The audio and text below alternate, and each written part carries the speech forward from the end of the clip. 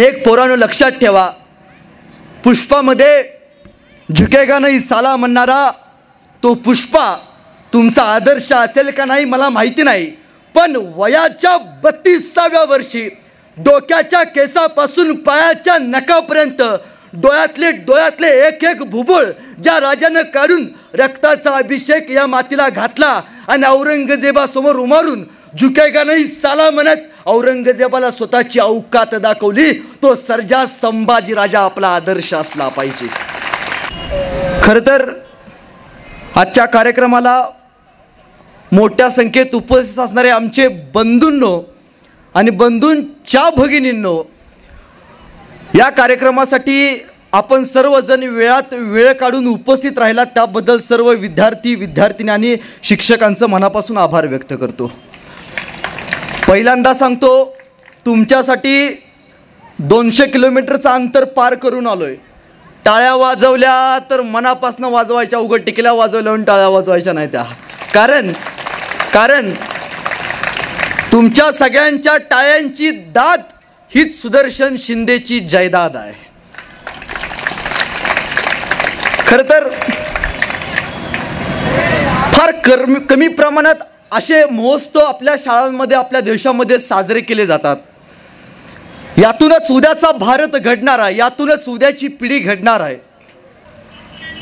एकदा मला एका व्यक्तीनं एक नकाशा फाडून दिला, भारताचा नकाशा, आणि म्हणाले की दादा हा नकाशा लवकरात लवकर जोडून दाखव. आता भारताचा नकाशा पाठ होण्या इतपत आम्ही अभ्यास केलाय की नाही हा महत्त्वाचा विषय आहे, पण भारताचा नकाशा मी अगदी 2 मिनिटात जोडून पूर्ण केला. त्यावेळी तो मित्र म्हणाला की बाबा 2 मिनिटात भारताचा नकाशा कसा काय जोडलास? मी म्हटलो बाबा तो जो भारताचा नकाशा तू मला फाडून दिला होतास त्या नकाशाच्या पाठीमागं एका माणसाचं चित्र होतं. मी पहिल्यांदा माणूस जोडला, नकाशा उलटा केला, भारत देश आपला आपण जोडला गेला होता. जेव्हा कार्यक्रमाचं आयोजन केलं जातं, कार्यक्रमाचा विचार केला जातो, त्यावेळी आयोजकांनी सुद्धा 50 वर्षाचे एक विद्यार्थी जोडले असतील आणि उलट केल्यावरती आज एवढा मोठा कार्यक्रमाचा सोहळा इथं संपन्न होतोय. यासाठी समर्पण देणारी, समर्पण असणारी पिढी सुद्धा असावी लागते. पुढच्या पिढीला आपण काही देणं लागतो की नाही, येणाऱ्या पिढीनं आपला इतिहास सांगावा, अभिमानानं सांगावा, तो इतिहास कर्तृत्वातून असावा आणि त्या कर्तृत्वाला सलाम करण्यासाठी आज आपण सगळे इथं जण उपस्थित आहोत. खरं तर मी एक नेहमी गोष्ट सांगत असतो की शिक्षक आणि विद्यार्थ्यांमध्ये फार सोपं नातं असतं. शिक्षकाला सगळ्यात जवळचा जर कोणी माणूस, कोणी व्यक्ती असेल तर तो विद्यार्थी असतो, आणि जो विद्यार्थी ज्या शाळेत घडलाय त्या शाळेचं महत्त्व सुद्धा तेवढ्या मोठ्या किमतीचं असतं. मग यासाठी जर आयुष्यात आपल्याला काही मोठं करायचं असेल तर पहिल्यांदा पोरांनो आपण आपल्या आयुष्याचे आदर्श ठरवली पाहिजेत. आपण कोणाचा आदर्श घेतो, कोणाच्या आदर्शावरती चालतो, याच्यावरती आपल्या आयुष्याची जीवनशैली सुद्धा तितकीच अवलंबून असते. आणि त्याच आदर्शाबरोबर आपल्या पाठीवरती थाप देणारी सुद्धा मंडळी तयार झाली पाहिजेत. आणि विद्यार्थ्यांच्या पाठीवरती मानानं, अभिमानानं थाप देणारी एकमेव व्यक्ती ती म्हणजे शिक्षक आहे. एकमेव माणूस ज्याला वाटतं आपला विद्यार्थी मोठा व्हावा, आपला विद्यार्थी घडावा. हे कुठून झालं हो? हे संस्कारांचं बीज कुठून आलं? 392 वर्षापूर्वी एकदा असा प्रसंग घडला होता. काही शेतकरी आले आणि मासाहेब जिजाऊंना भेटले आणि जिजाऊंना म्हणाले की जिजाऊ, या पुण्यामध्ये यवन हैदूस घालतेत, या पुण्यामध्ये यवनांनी गाढवाचा नांगर फिरवलाय आणि या पुण्यामधली माती उजाड करून टाकले. आऊसाहेब काहीतरी करा. आऊसाहेब म्हणाल्या, पुणे ही शिक्षणाची नगरी, अनेक लोक इथं शिकतात, मग या पुण्यामध्ये आपण काहीतरी केलं पाहिजे. रायारावाने जो गाढवाचा नांगर फिरवलाय तो नांगर काढायचा आणि इथली शेती पिकवली पाहिजे. यासाठी मासाहेब जिजाऊंनी तिथं सोन्याचा नांगर फिरवला आणि पुणे विद्येचं माहेरघर झालं, कारण ज्या मातीत मासाहेब जिजाऊंनी सोन्याचा नांगर फिरवला. आता शेती पिकायला लागली, शेतीबरोबर अनेक पिकं यायला लागली, पण पिकं जोमात उभा राहिली आणि आजूबाजूची जनावरं, रानटी जनावरं त्या पिकामध्ये जायची आणि दिवसा पिकाचा हैदूस घालायची, अख्खं पीक नेस्तनाबूत करायची. पीक द्यायला आलेलं पीक, विकायला आलेलं पीक डोळ्यासमोर तुटताना, बाद होताना शेतकरी बघायचा, व्याकुळायचा. आणि काही शेतकरी मिळून माँसाहेब जिजाऊंकडे गेल्या आणि जिजाऊंना म्हणाल्या, जिजाऊ तुम्ही नांगेर तरी फिरवला, आम्हाला शेती करण्यासाठी तुम्ही माती तरी उपलब्ध करून दिली, पण जिजाऊ या शेतीमध्ये काही जनावरं हैदूस घालतात आणि त्याच्यामध्ये उभं पीक आलेलं आता वाहून चालले, काहीतरी करा माँसाहेब. तेव्हा माँसाहेबांनी एक योजना काढली. माँसाहेबांनी अख्ख्या पुण्यामध्ये दौंडी पिटवली. जो कोणी त्या रानटी जनावराच्या शेतातल्या जनावराची शिकार करून त्याची शेपटी मला दाखवायला आणेल ना, त्याला मी सोन्याचं खडं बक्षीस म्हणून देणार. आजूबाजू गावची पोरं, यातनं दोन गोष्टी झाल्या. एक तर जिगरबाज तरुण पोरं स्वराज्यासाठी मिळाली आणि दुसरी गोष्ट त्यामुळे शेतीचं संरक्षण झालं. आजूबाजूची जिगरबाज पोरं, तरणी बांड पोरं, माँसाहेब जिजाऊंनी त्यांच्या हातातून सोन्याचं खडं द्यायचं सांगितलंय. यायची, शेतामध्ये जायची, ती रानटी जनावरं मारायची, त्यांची शेपटी तोडायची आणि माँसाहेब जिजाऊंना दाखवायची. जिजाऊ त्या पोरांच्या हातात सोन्याचं खडं द्यायच्या, सत्कार करायच्या. एके दिवशी सायंकाळी 2 वाजता एक माणूस अंगावरती जनावराचं मेलेलं धड घेऊन आला आणि तो पहारेकऱ्यांना म्हणतोय, मला माँसाहेब जिजाऊंना भेटायचं आहे. अरे पहारेकरी म्हणाले, काय काम काढलंस एवढ्या रात्री? नाही, जिजाऊंना मला भेटायचं आहे. अरे रात्रीच्या 2 वाजलेत, सकाळी ये, सकाळी आल्यावरती तुला जिजाऊंची भेट घालून देतो. नाही नाही नाही, मला आत्ताच जिजाऊंना भेटायचं आहे. हा सगळा गलबला आतून जिजाऊ ऐकत होत्या आणि जिजाऊ निमूटपणे बाहेर आल्या. ते पोरगं तार करणं पुढं झालं. त्या पोरानं ते आणलेलं जनावराचं धड माँसाहेब जिजाऊंना दाखवलं आणि जिजाऊंनी म्हणालं, जिजाऊ अहो साहेब तुम्ही सांगितलं होतं ना, जो कोणी जनावराचं शेपटी कापून येईल त्याला तुम्ही सोन्याचं खडं देणार. आऊसाहेब ह्या काय जनावरं आणलंच नवं. आऊसाहेब म्हणाल्या, अरे लेक्या, मी नुसती शेपटी कापून आणून दिला असतास तरी मी तुला सोन्याचं खडं दिलं असतं. एवढं मोठं जनावर काय आणायची गरज होती? चुकलंच आऊसाहेब. अरे पण सकाळी आला असतास तर मी काय तुला सोन्याचं खडं दिलं नसतं का? सरदिशी मागे सरला आणि म्हणाला, आऊसाहेब या सोन्याच्या कड्यासाठी नाही आलो आऊसाहेब. आऊसाहेब मला पैसा पाणी मिळावं यासाठी नाही आलो आऊसाहेब. आऊसाहेब फक्त तुमच्या एका प्रेरणेची थाप माझ्या पाठीवरती पडावी यासाठी आलो आऊसाहेब. आणि आऊसाहेबांनी त्या पोराला जवळ केलं, त्याच्या पाठीवरती धपाटा टाकला आणि सांगितलं, आजपासून तू स्वराज्यासाठी काम करायचं. ती एक प्रेरणेची थाप, एका गुरुनं एका शिष्याच्या पाठीवरती टाकलेली प्रेरणेची थाप, तोच माणूस पुढे तानाजी मालुसरे झाला. म्हणजे विद्यार्थ्याच्या एक प्रेरणेची थाप, त्या थापीतून इतका मोठा अष्टपैलू नेतृत्व उभा राहतं की ज्याची पिढ्यानपिढ्या इतिहासाला नोंद घ्यावी लागते. मी कायम सांगत असतो की पोरांनो, आपण आपला आदर्श सुद्धा कधीतरी ठरवलं पाहिजे. एका देशात एक राजा होता आणि तो राजा आपल्या रयतेमध्ये फिरत होता. तरी तो गावामध्ये शहरामध्ये फिरत असताना त्याला एक लोखंडी अवजारांचं काम करणारा एक लोहार दिसला. त्याने ते परिश्रम बघितलं. अरे लोहार इतकं परिश्रम करतो, इतकी मेहनत करतो आणि पैसे किती? 200-300 पैसे, फक्त 200-300 रुपये त्या लोहाराला मिळतात. त्याला वाटलं या लोहाराची आपण गरिबी घालवली पाहिजे. त्यानं आपल्या प्रधानाला बोलवून घेतलं आणि सांगितलं, या लोहाराला आपण उद्यापासून आपली एक आपल्याकडे असलेली चंदनाची बाग भेट म्हणून देऊ. निदान यातूनच तर त्या लोहाराचं आर्थिक संपन्न वाढेल, आर्थिक स्रोत वाढेल आणि तो खऱ्या अर्थानं कुठंतरी श्रीमंत होईल. त्या राजानं त्या लोहाराला त्या झाडांची एक बाग भेट दिली. चंदनाची झाडं भेट म्हणून मिळाली. तो आनंदित झाला. 1 वर्ष गेलं. राजाच्या लक्षात आलं, आपण लोहाराला चंदनाची बाग भेट म्हणून दिली होती. कदाचित तो आता मोठा झाला असेल, त्या लोहाराला आपण जाऊन भेटलं पाहिजे.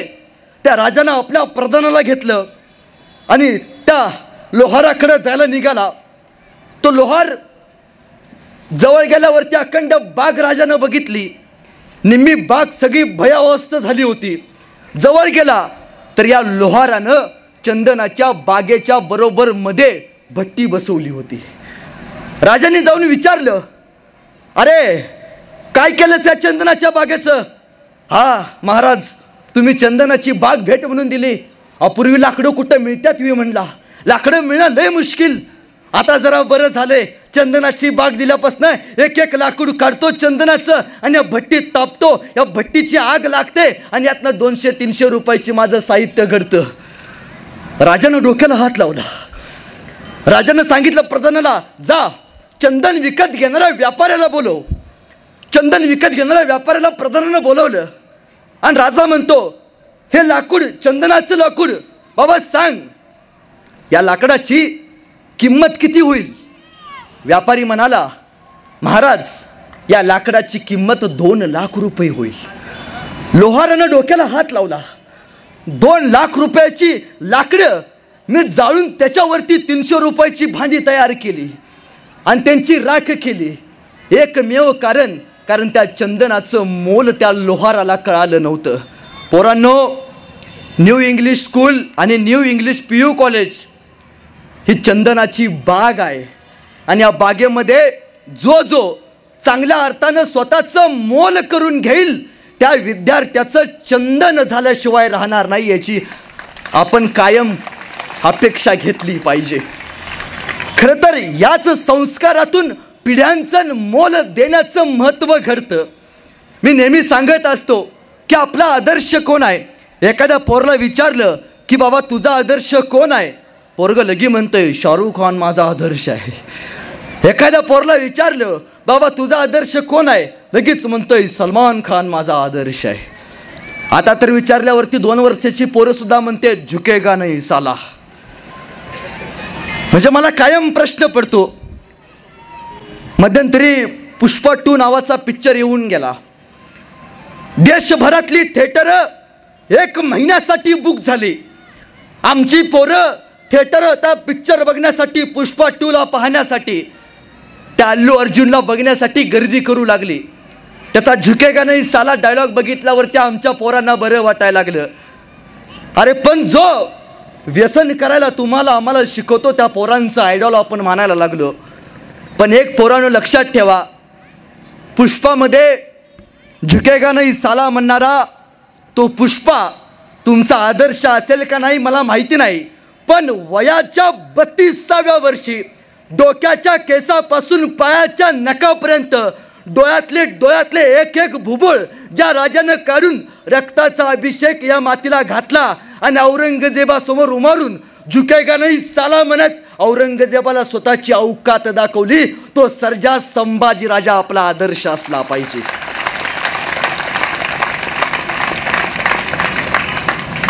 आणि दुसरा आदर्श म्हणजे काचेच्या फ्रेम समोर उभारून शायनिंग मध्ये फोटो काढणारा सलमान खान आपला आदर्श. जरूर ठेवा, काचेच्या फ्रेम समोर उभारून शायनिंग मध्ये फोटो काढणारा सलमान खान पोरांनो आपला आदर्श जरूर ठेवा. जिम मध्ये घाम गाणारा शाहरुख खान आपल्या पोरांचा आदर्श पोरांनो जरूर ठेवा. पण सकाळी 7 वाजल्यापासून संध्याकाळी 7 वाजेपर्यंत, सकाळी सूर्य उगवल्यापासून संध्याकाळी सूर्य मावळेपर्यंत 2 बैलांच्या पाठीमागं लाकडी नांगराचा हुंडा घेऊन शेताच्या या बांधापासून शेताच्या त्या बांधापर्यंत नांगरणारा आपला बाप पोरांनो आपला आदर्श असला पाहिजे. आपला बापच आपला आदर्श असला पाहिजे. आणि पोरांनो आयुष्यात एकदा तरी आपण आपल्या बापाचा मार खाल्ला पाहिजे. किती लोकांनी मार खाल्ला इथं बसलेला हात वरती करा. सगळ्यांनीच खाल्लाय. बापाचा मार खाल्ल्याशिवाय कोणी मोठं होत नाही. आयुष्यात आपण एकदा तरी आपल्या बापाचा मार खाल्ला पाहिजे आणि त्यातल्या त्यात बुटानं खाल्ला पाहिजे. का खाल्ला पाहिजे माहितीये? कारण ज्या शाळेतली आणि ज्या गावातली पोरं आपल्या बापाचा मार खातात आणि त्यातल्या त्यात बुटानं खातात त्याच पोराचा पाठीचा कणा ताट झालाय आणि तेच पोरगा समाजामध्ये अभिमानानं स्वाभिमानानं फिरतंय. ही फक्त बाप आणि शिक्षक नावाची ताकद आहे. आता कार्यक्रम सुटल्यावर घरात घेऊन बोटे घेऊनच चालू करायचं. अहो साधी गोष्ट आहे. संस्कार म्हणजे काय हो? आपण कोणाला आयडॉल मानतो, आपण कोणाला आदर्श मानतो, या गोष्टीवरती सुद्धा आपल्या जगण्याची जीवन घडना समाविष्ट असते. आई वडिलांबद्दल प्रेम व्यक्त करता आलं पाहिजे. जगात दोनच दैवत आहेत. या जगामध्ये फार अशी कमी माणसं आहेत ज्यांच्या पाया पडण्या इतपत त्या माणसांचं कर्तृत्व मोठं आहे. या जगात दोनच अशी माणसं आहेत ज्यांच्या पाया पडण्यापर्यंत त्या लोकांचं कर्तृत्व मोठं आहे. पहिली व्यक्ती ते म्हणजे आपले आई वडील आणि दुसरी व्यक्ती म्हणजे शाळेत शिकवणारे आपले शिक्षक. मी असं का म्हणतो? शिक्षकाला आमच्या इकडं महाराष्ट्रात, आता महाराष्ट्रातली थोडी लोक असतील इथं, आमच्या इकडे एक जुना शब्द आहे, तो म्हणजे मास्तर. काय म्हटलं जातं? मास्तर. आमच्या वडिलांनी आम्हाला सांगितलं की बाबा आम्ही लहान होतो त्यावेळी आम्ही आमच्या शिक्षकांना मास्तर म्हणायचो. मी खूप हसलो, जसं आजही काही लोक इथं हसले असतील. पण त्यावेळी माझ्या वडिलांनी मला सांगितलं, माझे वडील मराठीचे प्राध्यापक आहेत, ते म्हणले बाबा मास्तर म्हटल्यावरती तुला नक्की हसू आलं असेल, पण एक गोष्ट लक्षात ठेव, मास्तर या शब्दातच फार अर्थपूर्ण अर्थ आहे. मास्तर म्हणजे मा म्हणजे आई आणि स्तर म्हणजे पातळी. आईच्या पातळीवरती जाऊन शिकवणारा देव, त्याचं नाव म्हणजे मास्तर. पण यासाठी आपली पिढी शिक्षकांना आदर कितपत देते याचा सुद्धा आपण विचार केला पाहिजे. पूर्वी अशी वेळ होती, आता जुने प्राध्यापक लोक इथं आहेत, एखादे शिक्षक समोरून यायला दिसले की विद्यार्थी शिक्षकाला भिवून गायब व्हायचे. आता विद्यार्थी शिक्षकाला म्हणतायत काय सर बरं आहे का, कसं काय चाललंय तुमचं?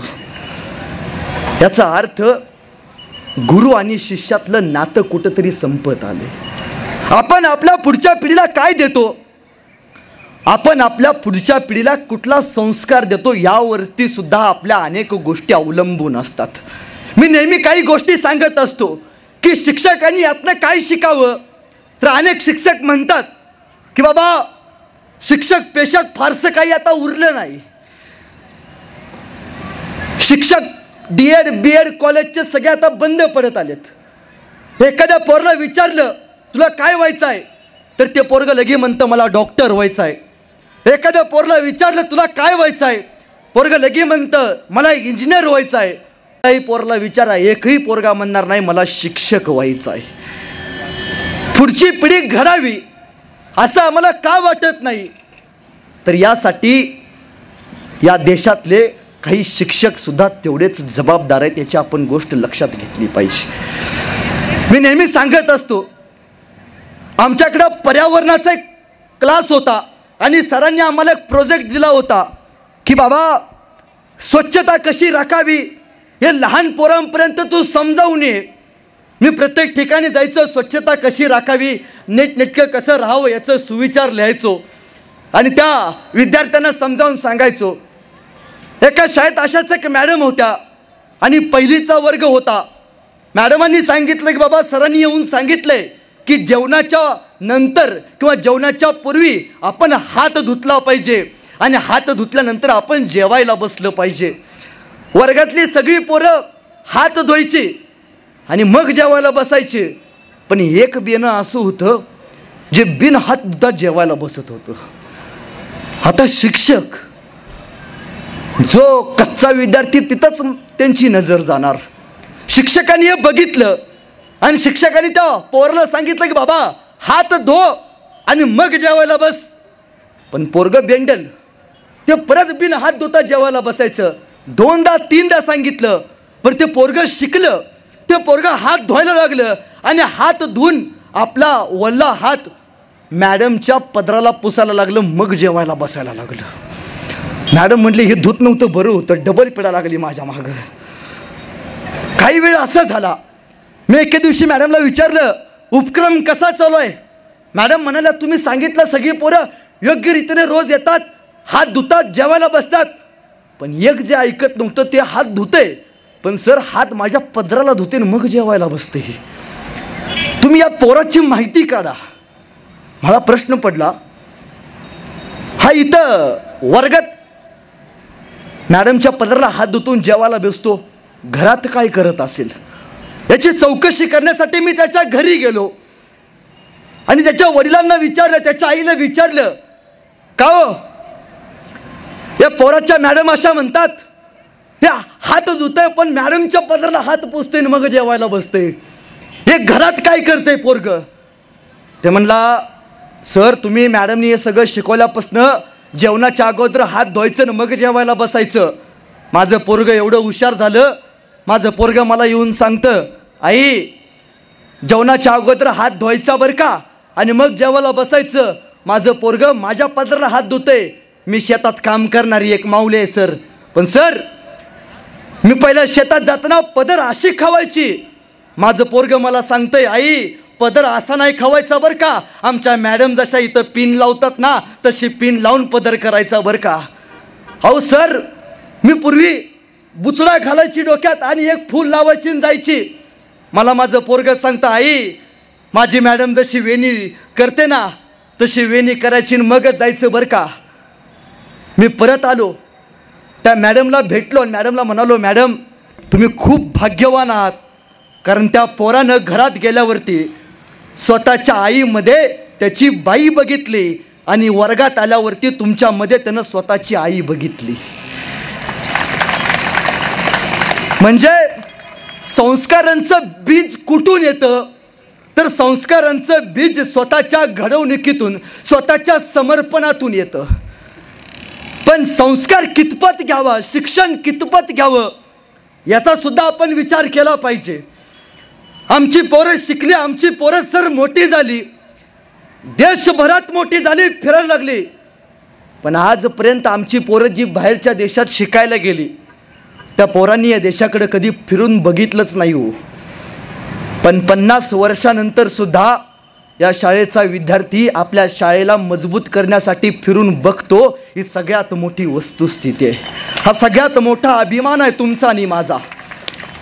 मी नेहमी सांगतो की जसं बाहेरच्या देशामध्ये आपले विद्यार्थी शिकायला जातात, मी आजपर्यंत सर ऐकले, आता भूगोलचे गणिताचे शिक्षक असतील, आपल्याकडे न्यूटन्स लॉ असतो, पण या देशाचं दुर्दैव आहे आजपर्यंत कधी शिंदे लॉ निर्माण नाही झाला का, कुठं पाटील्स लॉ आजपर्यंत ऐकलं आहे का नाही ऐकत. याचं कारण आमच्या पोरांमध्ये क्षमता नाही असं नाही, आमच्या पोरांमध्ये सामर्थ्य नाही असं नाही, पण ही क्षमता आणि सामर्थ्य आपण एका पिढीपर्यंत मर्यादित ठेवतं. आपण आपल्या पोरांना शिक्षण दिलं, पण त्या शिक्षणासोबत संस्कार द्यायचे मात्र आपण विसरलो.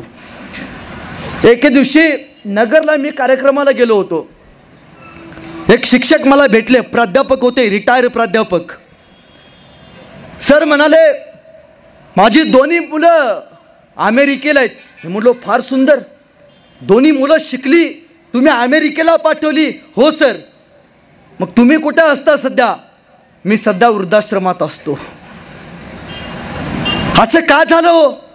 ते म्हणले, सर माझी दोन्ही मुलं अमेरिकेला पाठवली, दोन्ही मुलं डॉक्टर आहेत. मी त्यांना फारदा सांगितलं की ज्या मातृभूमीत तुम्ही शिकलात त्या मातीसाठी स्वतःचं देणं काही तुम्ही लागता का नाही. पण माझी पोरं न ऐकता अमेरिकेला शिकायला गेली. सर मध्यंतरी माझी बायको वारली. माझी बायको वारल्यावरती मी माझ्या पोरांना फोन केला की बाबा तुमच्या आई गेले, आईला तरी शेवटचं भेटायला या, आईला तरी शेवटचं बघायला या. मी म्हटलं मग काय झालं? सर माझा धाकटा मुलगा आईला अग्नी द्यायला आला, आल्याबरोबर माझ्या धाकट्या पोरानं माझ्या बायकोला अग्नी दिली. एक दिवस थांबला, माझ्या जवळ आला, माझ्या हातात पैशांचा बंडल टेकवला आणि म्हणाला की बाबा कंपनीमध्ये आता बरेच पेशंट येत आहेत, आता हॉस्पिटल ही सुद्धा कंपन्या झाल्या त्या पैसे छापायच्या. भरपूर पेशंट येत आहेत आणि मला थांबून चालणार नाही, हे पैसे घ्या, गावाला गोडधोड घाला आणि आईचं गोड फार सुंदररित्या तुम्ही साजरं करा. मी म्हणालो, अरे आईनं लहानाचं मोठं करताना रक्ताचं दूध करून तुला पाजलं, आईनं कधी दुधाचा हिशोब विचारला का रे तुला? म्हणला नाही. आणि तू आईचा हिशोब करून पैसे देऊन इथं चाललास. तो म्हणला, दादा मी तुला पुढं जाऊन विचारलं की बाबा येताना तू एकटाच आलास, थोरला का आला नाही? म्हटला, बाबा मी भैयाला म्हणालो होतो चल आईला शेवटचं बघून घेऊ, आई परत बघायला मिळणार नाही. तर बाबा भैया मला म्हणाला, आईच्या वेळी तू जा, बापाच्या वेळी मी जातो. आईला आणि बापाला वाटून घेणारी पिढी या मातीमध्ये जन्माला आली. हे का झालं? कारण आमची शिक्षण संस्कृती आम्ही कधी बदललीच नाही. मी कुठला शिक्षण व्यवस्थेवरती आरोप करत नाही, मी शिक्षकाचाच पोरगा आहे. पण एक गोष्ट मला जाणीवपूर्वक सांगावी लागते. मी लहान होतो, कदाचित पहिली जी तुमची बॅच या शाळेमध्ये झाली असेल 50 वर्षापूर्वी, त्यांना विचारा कोणी आहे का इथं 50 वर्षापूर्वीची पहिली बॅच कोणाची होती? आता सर आहेत इथं. सर, आम्हाला आमच्या शाळेमध्ये लहानपणी ए फॉर ॲपल शिकवलं जातं. तुम्हाला काय शिकवलं जायचं? ए फॉर ॲपल शिकवलं जायचं. हे आमच्या संस्कृतीचं दुर्दैव आहे. आज आमच्या पोरांना ए फॉर ॲपल 50 वर्ष झालं शिकवलं जातं, बी फॉर बॅट 50 वर्ष झालं शिकवलं जातं. शिक्षक मित्रांनो, इथून पुढे एक गोष्ट करा, आपल्या पोरांना ए फॉर ॲपल शिकवू नका, आपल्या पोरांना A for doctor Abdul Kalam शिकवा. बी फॉर बॅट शिकवू नका, बी फॉर भगतसिंग शिकवा. सी फॉर कॅट शिकवू नका, आपल्या पोरांना सी फॉर छत्रपती शिवाजी महाराज शिकवा. तर देशासाठी मरणारी आणि संस्कृती जपणारी पिढी या मातीमध्ये खऱ्या अर्थानं तयार झाल्याशिवाय राहणार नाही. पण आज महाराष्ट्राची, कर्नाटकची, आपलं जे राज्य आहे त्या राज्याची परिस्थिती बघतो, वाईट वाटतं साहेब. आमच्या पोरांकडं आज धीर नावाची गोष्ट उरली नाही. पूर्वी फार कमी प्रमाणात आत्महत्याचं प्रमाण होतं. विद्यार्थी दशेत असं काय झालं की आमच्या पोरांना आत्महत्या सोपी वाटायला लागली? जीवन आणि मरण्याचा संघर्ष ज्यासाठी या भगवंतानं तुम्हाला आम्हाला या पृथ्वी तलावरती पाठवलं, तो संघर्ष पेलण्याची ताकदच आमच्या पोरांच्या मनगटामध्ये उरली नाही. पोरांनो, आयुष्यात प्रत्येकाच्या वाट्याला संकट येतं, पण आलेलं संकट निभावायची ताकद तुमच्या आणि माझ्यामध्ये आपल्या गुरुवर्यांनी, आपल्या बापजाद्यांनी पेरून ठेवले. अहो तुमच्या माझ्याच नाही हो, अनेकांच्या वाट्याला संकट आली. अहो ज्या माणसाच्या वाट्याला संकट येत नाहीत तो माणूस कधीच आयुष्यात ध्येयापर्यंत पोहोचत नाही, असं माझं प्रामाणिकपणे मत आहे. आणि ज्या माणसाच्या वाट्याला संकट येतात तोच माणूस इतिहासामध्ये आपलं नाव कोरून गेल्याशिवाय राहत नाही, हे माझं कायम सांगणं आहे.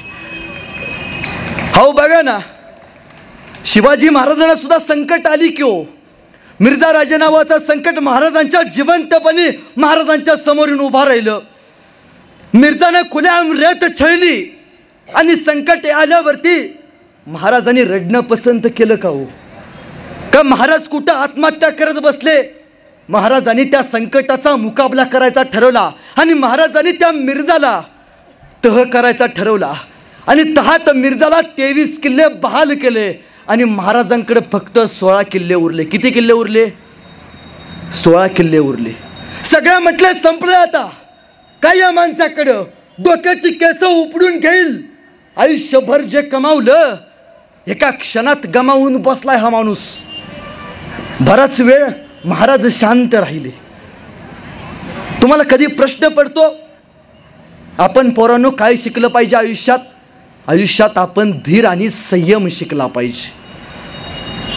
ज्यावेळी मिर्झा इथल्या रयतेचे छळ करत होता त्यावेळी महाराजांचा तलवारीला हात गेला नसेल का?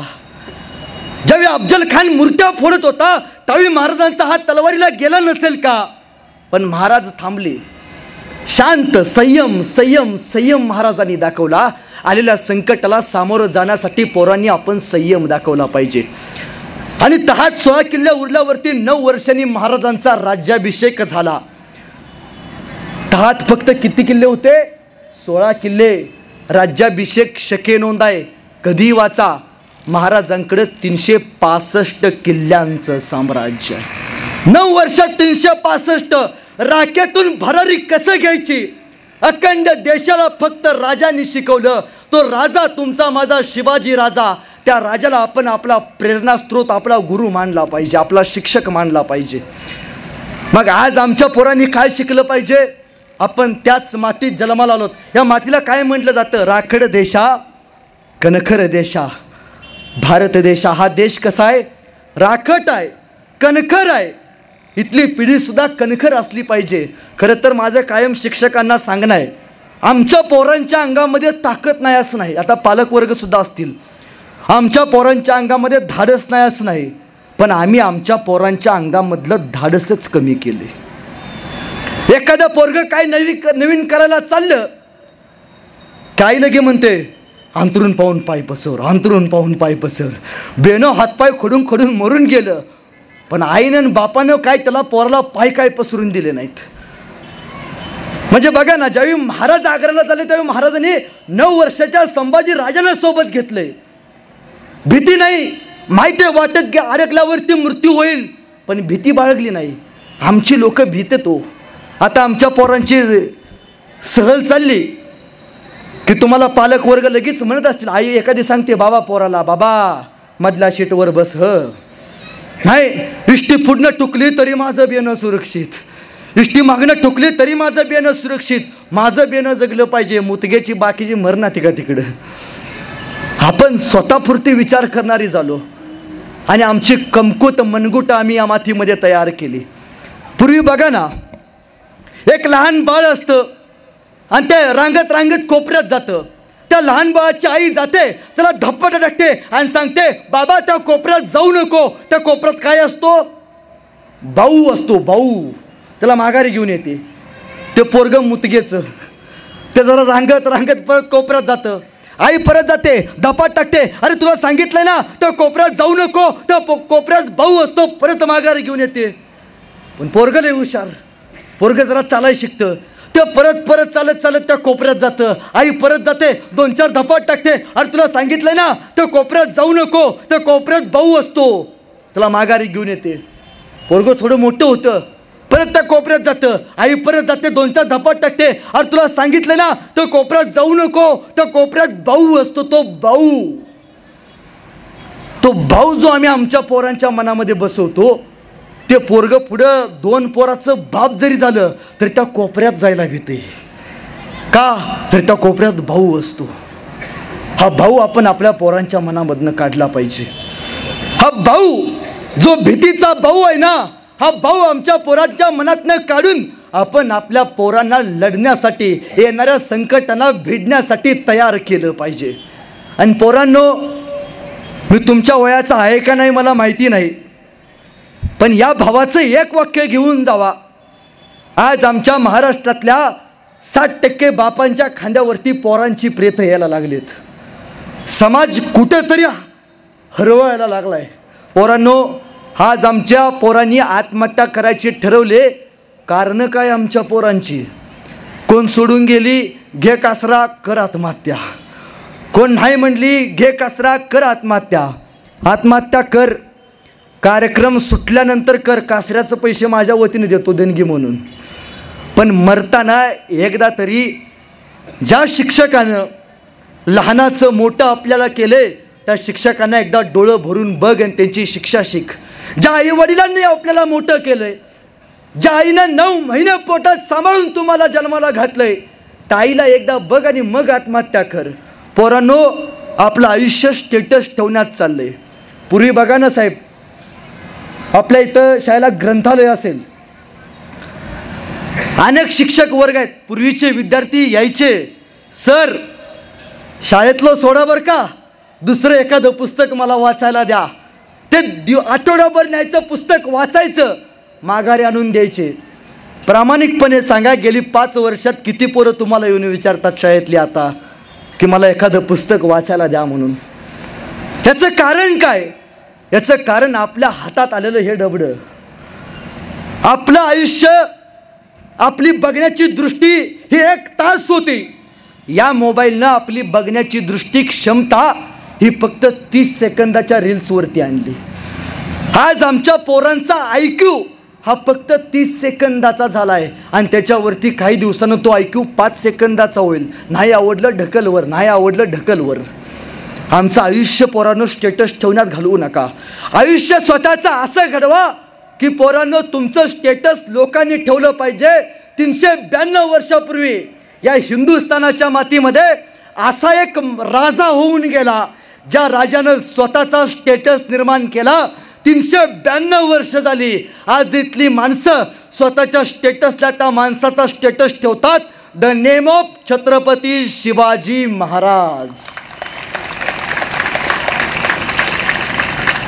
आयुष्यात स्वतःचं स्टेटस असं निर्माण करा की लोकांनी तुमचं स्टेटसला ठेवलं पाहिजे.